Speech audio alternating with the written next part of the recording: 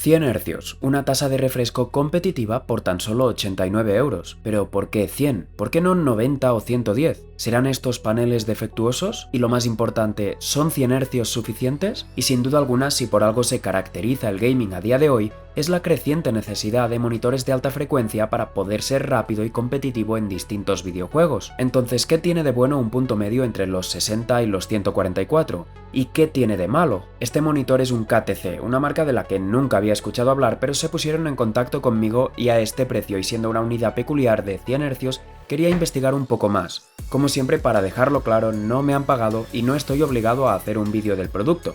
Si lo hago es porque he querido hablar de ello y voy a dar mi opinión acerca de lo bueno y sobre todo de lo malo. Además estoy seguro que se van a enfadar conmigo porque voy a enseñaros otros monitores que pueden estar igual o más bien que este.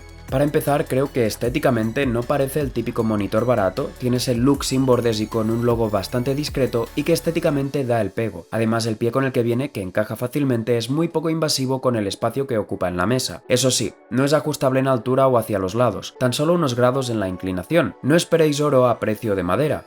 Aunque a su favor, el plástico del que está hecho para nada parece el más barato, tiene un tratamiento mate y lo mejor es que no deja nada de huellas. Y si quisiéramos poder ajustarlo, es compatible con soportes VESA. En sus conexiones podemos encontrar un jack de audio, una conexión VGA y un HDMI junto al puerto de alimentación, que es una fuente de alimentación externa. Pero ya veis que en este campo no destaca demasiado. Voy a empezar ya con cosas malas que vi en la propia página web. Anuncian que es compatible con HDR10. Mentira.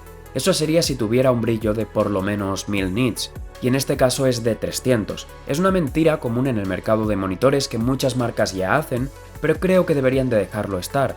Más que nada porque el HDR no es una característica que busquemos la mayoría para comprar un monitor, por lo menos yo. Eso está más destinado a televisores de salón o a gente que busca un monitor de altas prestaciones, por lo tanto ya va por un precio que no estará alrededor de este. Y ya que estamos hablando de las especificaciones sobre el papel, es un 1080p de 24 pulgadas y es un panel VA. ¿Qué quiere decir esto? Pues que tienen mejor contraste con unos blancos más blancos y los negros más profundos que por ejemplo los paneles IPS, aunque no confundáis, no quiere decir que tenga mejores colores porque es menos consistente, pero por esto al mismo tiempo hace que le cueste más cambiar del negro al blanco, siendo sus tiempos de respuesta normalmente mayores. Sobre el papel son de 16 milisegundos y podemos esperar bastante desenfoque de movimiento, causado por el tiempo que tardan estos píxeles en cambiar de color. Pero he estado trasteando con el overdrive, que no esperaba que un panel así tuviera este tipo de configuración, y en el test del UFO se nota mucho la diferencia cuando lo activamos en su máxima configuración. No eliminamos por completo esa trazada que dejan los elementos que se mueven, pero creo que sin duda con esto activado mejora mucho, y ahora todo se ve mucho más nítido. Las estrellas e incluso las formas que tiene el UFO, que antes parecía simplemente una mancha moviéndose, ahora se ven definidas, así que consigue paliar muy bien el blur o el desenfoque que provoca ese tiempo de respuesta. Algo que no esperaría de un monitor de este precio es que para movernos entre los ajustes, en lugar de botones baratos, también incorpora un joystick como hacen ya muchas marcas más caras. El menú no es el más bonito y los comandos no son tan intuitivos, pero teniendo en cuenta el precio, creo que es lo justo. El propio panel se ve bien, la representación de colores no es la mejor, pero funciona, y sobre las fugas de luz solo son visibles a través de la cámara,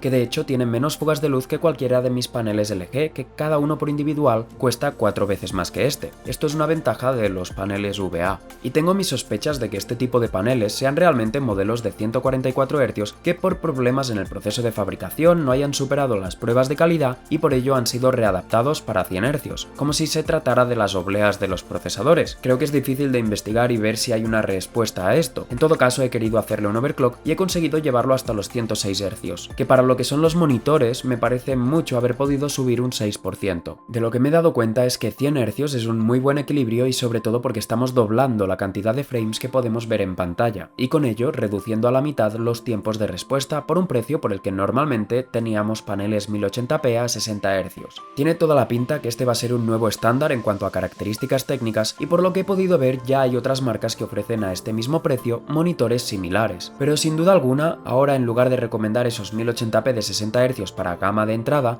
creo que este es un punto de partida mucho mejor. Pero hay algo que debo decir, y es que si hubieran aparecido de la nada este tipo de monitores, como parecía al principio cuando esta marca se puso en contacto conmigo, los recomendaría encarecidamente. Pero el caso es que estos últimos meses han estado bajando mucho los precios de los monitores en general, y he visto otras opciones de incluso 165 Hz por tan solo 120 euros. Dejaré las mejores opciones que he encontrado en la descripción. Creo que si hablamos de un presupuesto reducido, alguien que pueda destinar como mucho 80-90 euros en el monitor, entonces sí que es posible que le encaje una opción como esta, ya que el precio medio de los 144 Hz está en torno a los 120 euros, que debo decir que a ese precio son muy tentadores, pero puedo entender la situación de alguien que esté montando todo su setup y bajar unos euros del monitor le permita tener mejores componentes en algún otro lado. Todo esto es una buena señal porque indica que simplemente los precios en el mercado de monitores se han reducido bastante, pero al mismo tiempo convierte algo que me parecía un chollo al principio en simplemente un estándar en el mercado actual. A decir verdad, creo que para que estos monitores encuentren su lugar, todos estos 1080p de 100 Hz deberían de fluctuar entre los 70 y como mucho los 90 euros porque si no, no pueden competir contra los de 144 Hz, que de oferta he visto algunos en torno a los 105 euros, que no me pude resistir y compré uno de Dell a ese precio. Así que si os interesa ver qué podemos esperar de un monitor así, dejádmelo ahí abajo en los comentarios. Y volviendo a este KTC, según lo que me ha dicho la marca, con mi código podéis ahorrar algo de dinero, que debo decir que no me llevo ninguna comisión de ello, me lo ofrecieron de buenas a primeras, así que lo tendréis todo ahí abajo en la descripción junto a todas mis recomendaciones